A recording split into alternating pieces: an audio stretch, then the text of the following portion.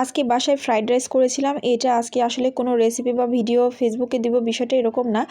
আজকে জাস্ট একটু ক্যামেরাটাকে ঝুলায় রাখছিলাম, কারণ আমি বাসায় গেস্ট আসছিল। তো তাদেরকে আমি কিভাবে হুটহাট করে রান্না করে খাওয়াচ্ছি সেটাই কোনো রকম একটু ভিডিও করে আপনাদের সাথে শেয়ার করা। তো আমি এখানে তেল গরম করে আদা রসুনের কুচি দিয়ে ভালো করে একটু ফ্রাই করে নিচ্ছি। একদম ব্রাউন কালার হয়ে আসবে এবং খুব সুন্দর একটা স্মেল আসবে। এই মুহূর্তে আমি আগে থেকে 4টা ডিম ভেঙে একদম আমি গুলিয়ে রাখছিলাম আর কি চামচের সাহায্যে। তো ওই ডিমটাকে এখন দিয়ে দিচ্ছি। ডিম দিয়ে কিছুক্ষণ আমি এভাবে করে নেড়েচেড়ে ভেঙে টুকরা টুকরা করে খুব ছোট ছোট করে নিব আর কি। তো আমি কিভাবে করে নিচ্ছি আপনারা দেখতে পাচ্ছেন। আর এভাবে করে নিলে কিন্তু খেতে অনেক বেশি মজা লাগে। আর এটা আমি এখন বানাচ্ছি এগ ফ্রাইড রাইস, তবে এটার সাথে অনেকগুলো ভেজিটেবল থাকবে। এগ ভেজিটেবল ফ্রাইড রাইস আর কি বলা যায়।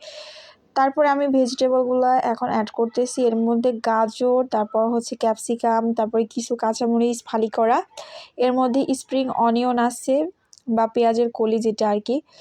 তারপরে এখানে আরও কিছু ভেজিটেবল আপনারা চাইলে অ্যাড করতে পারেন, বাট আমার কাছে এগুলোই ছিল, আমি এগুলাই দিয়ে দিচ্ছি। দিয়ে এখন ভালো করে নাড়াচাড়া করে নিচ্ছি। বেশিক্ষণ নাড়াচাড়া করব না, কারণ এখানে কালারটা চেঞ্জ হয়ে যাবে। তারপরে এই পর্যায়ে আমি একটু লবণ দিয়ে দিচ্ছি। তারপর একে একে এখানে বিভিন্ন রকমের ইনগ্রেডিয়েন্টস অ্যাড করব। এখানে আমি ম্যাগি মশলা বা যেটা বলে সিজলিং, যে কোনো সুপার শপে বা মুদি দোকানে পাওয়া যাবে। তারপর oyster sauce, fish sauce, soya sauce, তারপরে গোলমরিচের গুঁড়া দিয়ে দিচ্ছি আমি। তারপর টেস্টিং সল্ট, এই সমস্ত উপকরণ দিলে কিন্তু খেতে অনেক বেশি মজা লাগে। কিছু পেঁয়াজ ফালি করে রেখেছিলাম, সেগুলোও দিয়ে দিচ্ছি আমি। দিয়ে খুব সুন্দর করে আমি নাড়াচাড়া করে মিক্স করে নিব। আর এই নাড়াচাড়ার মধ্যেই কিন্তু ফ্রাইড রাইসের একটা টেস্ট কিন্তু নিহিত থাকে বলা যায়। যাই হোক, তারপর আমি এর মধ্যে কিছুটা সুগার দিয়ে দিলাম। আর এটা দিলেও কিন্তু আপনার টেস্টটা বাড়বে, প্লাস খুব সুন্দরভাবে কুকড হয়ে যাবে। সেই সাথে ঝালটাকে ব্যালেন্স করবে। তারপর আমি আগে থেকেই সিদ্ধ করে রেখেছিলাম 80% পোলাওয়ের চাল। এখানে বাসমতি চালও আপনারা চাইলে ইউজ করতে পারেন, কিন্তু আমার কাছে মনে হয় বাসমতি থেকে পোলাওয়ের চালটা একটু বেশি মজা লাগে ফ্রাইড রাইসের জন্য। তারপরে আমি এখন ভালো করে নেড়েচেড়ে নিচ্ছি। নিয়ে আর একটু ঝাঁকি দিয়ে দিয়ে বেশি করে, মানে আমি অফ ক্যামেরাতে কিন্তু ঝাঁকি দিয়ে কিন্তু এটা নেড়েচেড়ে নিয়েছি এপাশ ওপাশ উল্টে। আপনারা এভাবে করে ঝাঁকি দিয়ে নেবেন কড়াইটা, তাহলে কিন্তু আরও বেশি রাইসটা ভালো হবে।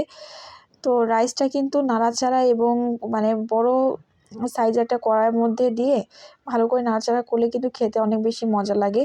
আর এগুলো নাড়াচাড়ার মধ্যে কিন্তু অনেক টেস্ট থাকে। যেমন একটা শেফ কিন্তু মানে 2টা শেফ যদি 2 জায়গায় রান্না করে, দেখা যায় কি দুজনের টেস্টটা 2 রকম হয়েছে, শুধুমাত্র তাদের হাতের মানে কারিশমা আর কি বলা যায়।